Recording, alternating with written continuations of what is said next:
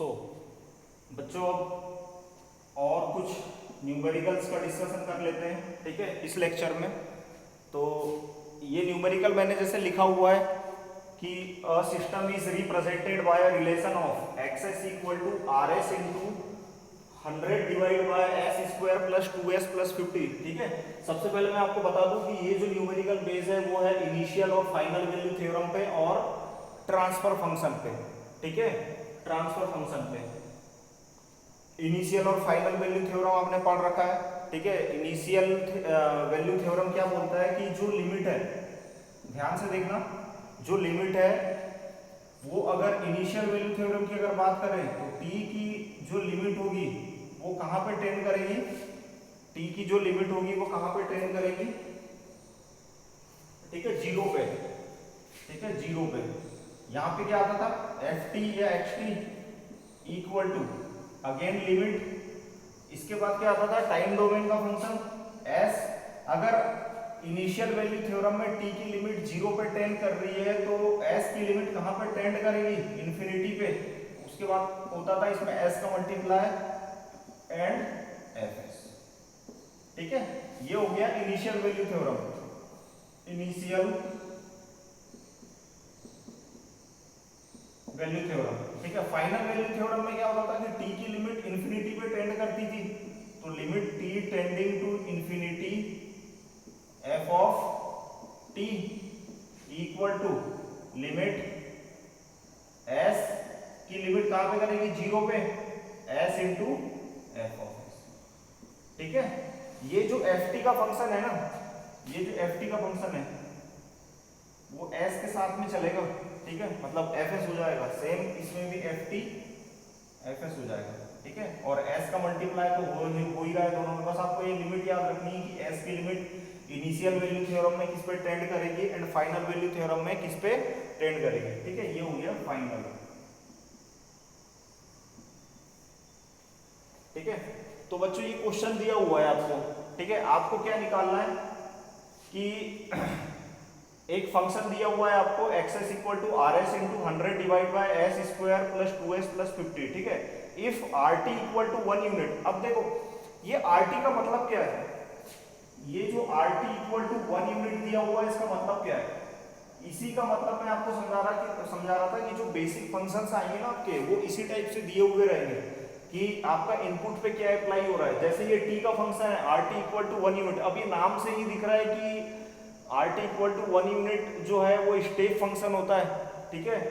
तो इसका जो लाप्लास हो जाएगा, ये आर टी इक्वल टू 1 है, तो सबसे पहले इसका सॉल्यूशन कैसे होगा, सबसे पहले आप लिखोगे गिवन दैट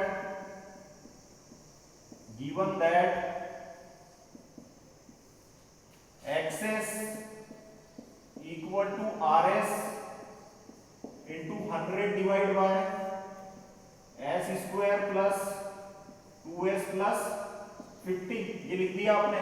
और आपको दिया हुआ क्या है, आर टी दिया हुआ है, आर टी इक्वल टू 1 दिया हुआ है, तो इसका आर एस क्या हो जाएगा, आर ऑफ एस क्या हो जाएगा, 1 बाय एस हो जाएगा, ठीक है। अब ये जो फंक्शन आपने लिखा हुआ है गिवन दैट में, इसको 1 नाम दे देते हैं, ये 1 नाम दे दिया, ठीक है। अब क्या करना है कि ये जो आपका आर एस निकला है, इस आर एस की वैल्यू को उठा के आप यहां पे रख दो इक्वेशन 1 में, तो ये क्या बन जाएगा, X s equal to 1 by S into 100 divide by S square plus 2s plus 50, ठीक है बेटा।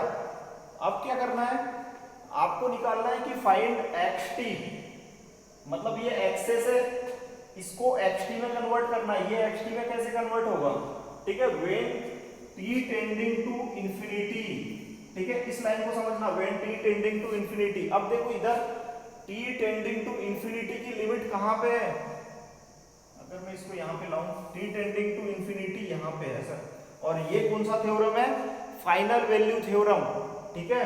तो फाइनल वैल्यू थ्योरम यहां पे अप्लाई करना है, ठीक है। फाइनल वैल्यू थ्योरम का एक दूसरा भी नाम है स्टडी स्टेट।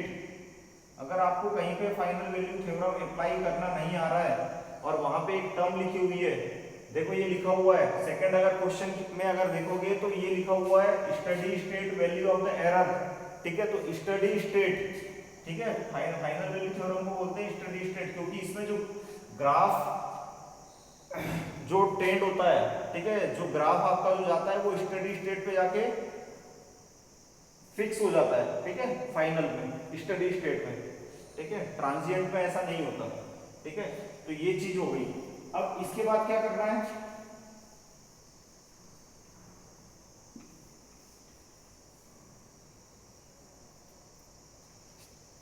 आपको ये वाला थ्योरम अप्लाई करना है, तो अप्लाई, यहां लिखोगे apply final value theorem, final value theorem, ठीक है, ये लाइन लिख दिया आपने। उसके बाद इस लाइन को लिखा आपने limit, limit t tending to infinity, उसके बाद लिख दिया आपने, ठीक है, X T equal to, F T की जगह एक्स टी लिख दो, क्योंकि फंक्शन आपका किसका है, किसकी वैल्यू निकालनी है, एक्स टी की।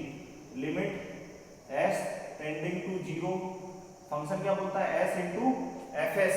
अब एफ एस की जगह क्या दिया हुआ है, एक्स एस दिया हुआ है, तो ये एक्स एस की जगह ये लिख दो 1/s into 100 divide by S square plus 2s plus 50, ठीक है, दिख रहा है, ठीक है।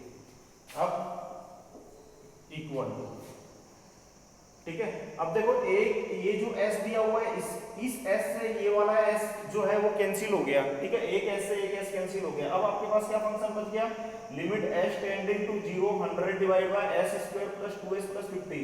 अब s की जो लिमिट है वो किस पे टेंड कर रही है, 0 पे, तो s की जगह आप 0 पुट कर दो, तो ये फंक्शन क्या हो गया, 100 डिवाइड बाय 50, तो ये कितना आ गया, तो आपका आंसर क्या हो जाएगा, 2 यूनिट, ठीक है, 2 यूनिट। यूनिट क्यों लिखा, क्योंकि आपका जो इनपुट था वो यूनिट में दिया हुआ था, इसलिए आपका जो आंसर आएगा वो भी यूनिट में आएगा, ठीक है, 2 यूनिट। चलिए, तो सेम क्वेश्चन ये भी वैसे ही है, सेकंड क्वेश्चन।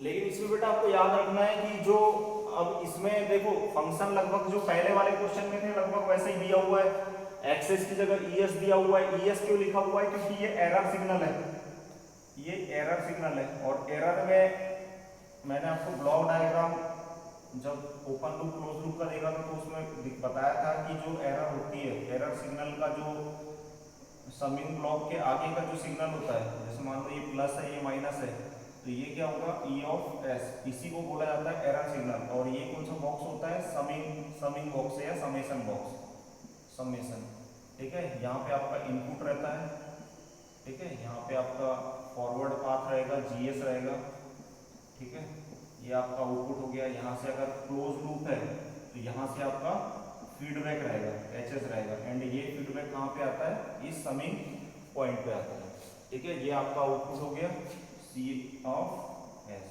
ठीक है। तो ट्रांसफर फंक्शन क्या होता है, आउटपुट डिवाइड बाय इनपुट, मतलब C of S divide by R of S, ठीक है। अगर क्लोज लूप की अगर बात करें, जैसे इस वाले डायग्राम की अगर मैं बात करूं, तो ये आपका जो फीडबैक है वो कहाँ पे एंटर हो रहा है, नेगेटिव पॉइंट पे, तो ये कौन सा फीडबैक होगा, नेगेटिव फीडबैक होगा। लेकिन इसका जो ट्रांसफर फंक्शन आएगा उसमें जो नीचे वाला जो फंक्शन होगा उसमें प्लस का साइन आएगा, ठीक है, 1 प्लस जीएस एचएस, ठीक है। अगर ये प्लस हो जाता, अगर ये माइनस हो जाता, ये प्लस हो जाता, तो ये पॉजिटिव फीडबैक होता, तो नीचे वाले फंक्शन में आपका साइन किसका आता, माइनस का आता, ठीक है। मतलब ये GS divide by 1 minus GS HS, ठीक है। और अगर यहाँ माइनस रहता तो यहाँ पे प्लस आ जाता, ठीक है। ये चीज आपको याद रखनी है, ये क्या है, ट्रांसफर फंक्शन, ठीक है। चलिए ये वाला क्वेश्चन देखते हैं, ठीक है। तो इसमें देखो क्या दिया हुआ है, इसमें दिया हुआ है आपका, पिछले वाले इसमें क्या दिया था, R T equal to 1 unit. अब इस वाले क्वेश्चन में R T equal to T दिया हुआ है। टी क्या होता है, रैंप होता है, रैंप सिग्नल होता है। इसके पहले भी पढ़ा था, टी इंटू यू टी कौन सा फंक्शन होता है, रैंप होता है।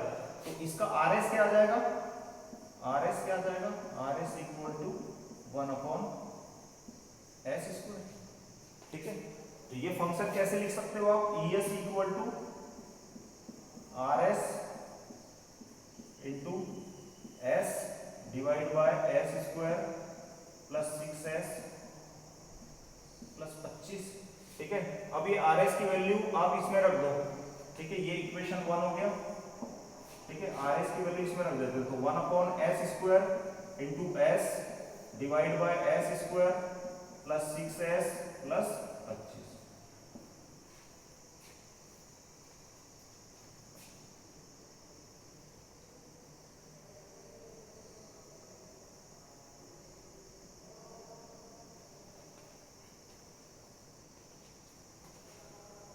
ठीक है, अब बेटा आपको निकालना है calculate the steady state value of the error. ठीक है, स्टडी स्टेट की बात करना है और अभी मैंने बताया जहां भी स्टडी स्टेट की बात होगी वहां पे कौन सा थ्योरम अप्लाई करना है, फाइनल वैल्यू थ्योरम। ठीक है, तो लगाओ final value theorem, final value theorem. ठीक है, क्या बोलता है, limit t tending to infinity. ठीक है, क्या हो जाएगा et, क्योंकि फंक्शन किसका है, es का। जैसे इसमें एक्स का था तो xt लिखा था, इसमें es का है तो et लिखोगे। ठीक है, क्योंकि एरर सिग्नल निकालना है आपको, लाप्लास ट्रांसफॉर्म एरर सिग्नल। क्या लगाओगे, limit f tending to 0 s into es। ठीक है, बस वही वाली प्रोसीजर है, s इंटू es। एक s यहां वाला कैंसिल हो गया, ये s से ये 1/s स्क्वायर, ये वाला फंक्शन es का लिख दो, ये वाला ऊपर वाला। ठीक है, तो ये s square plus 6s plus 25। ठीक है, एक s से एक s कैंसिल हो गया, एक s नीचे बच गया तो ये भी कैंसिल हो गया। अब क्या बच गया नीचे, 1/s की जगह 0 पुट कर दो, 1/25 और 1/25 कितना होता है, 0.4। ठीक है, क्लियर है, 0.4 यूनिट। ठीक है, तो ये दोनों न्यूमेरिकल आई थिंक आप लोगों को क्लियर हो गए होंगे, सिंपल है। ठीक है, initial and final value theorem की एप्लीकेशंस है कि उसको कैसे अप्लाई करना है। बस आपको पता होना चाहिए कि लाप्लास ट्रांसफॉर्म जो इनपुट दिया हुआ है उसका लाप्लास क्या होगा। ठीक है, एंड आपको जो टर्म दी हुई है स्टेडी स्टेट, इनिशियल, फाइनल। ठीक है, इनिशियल और फाइनल वैल्यू थ्योरम में आपको लिमिट कैसे लगानी है, ठीक है, उन सब चीजों की वैल्यू। ठीक है, अब देखो क्या बोला है अगला question, series circuit consisting of resistor and inductor in series connected to the DC supply. ये दिया हुआ है DC supply. Derive an expression for the steady state value of current flowing in the circuit. ठीक है, मैं आपको just इसका idea दे देता हूँ, इसको आपको सॉल्व करना है। ठीक है, आपको क्या करना है, ये करंट फ्लो हो रहा है, मतलब इसमें निकालना है क्या, steady state value of the current flowing in the circuit. मतलब इसमें आपको IT की वैल्यू निकालनी है, IT। ठीक है, IT की वैल्यू कैसे निकलेगी, स्टेडी स्टेट बोला है, मतलब इसमें फाइनल वैल्यू थ्योरम लगाना है, फाइनल वैल्यू थ्योरम लगाना है। मतलब t की लिमिट जो है इंफिनिटी पे टेंड होगी, s की लिमिट जो है वो 0 पे टेंड होगी। ठीक है, ये पॉइंट। ठीक है, बस अब कुछ भी नहीं है, ये जो सर्किट दिया हुआ है इसमें आप लाप्लास का यूज करो। ठीक है, डीसी ये कांस्टेंट है तो ये E/s हो जाएगा, RIs प्लस LdI/dt। ठीक है, इसके बाद आप इसका लाप्लास लेना, RIs प्लस L और अंदर क्या हो जाएगा, s into IS plus x0 plus. ठीक है, लेकिन जब भी आप ट्रांसफर फंक्शन की स्टडी करेंगे तो इनिशियल जो कंडीशन होती है उसको एज्यूम मान के चलते हैं कि उसकी वैल्यू 0 है। मतलब यहाँ पे अगर x, यहाँ पे I0 प्लस आएगा, I0 प्लस आएगा तो उसकी वैल्यू 0 होगी। ठीक है, इस पॉइंट को याद रखना। जब इसका लेंगे ना LdI/dt का तो वहाँ पे 0 प्लस आएगा तो यहाँ पे इसकी वैल्यू 0 लेंगे। ठीक है, बस हो जाएगा सॉल्व। ठीक है, चलिए, थैंक यू।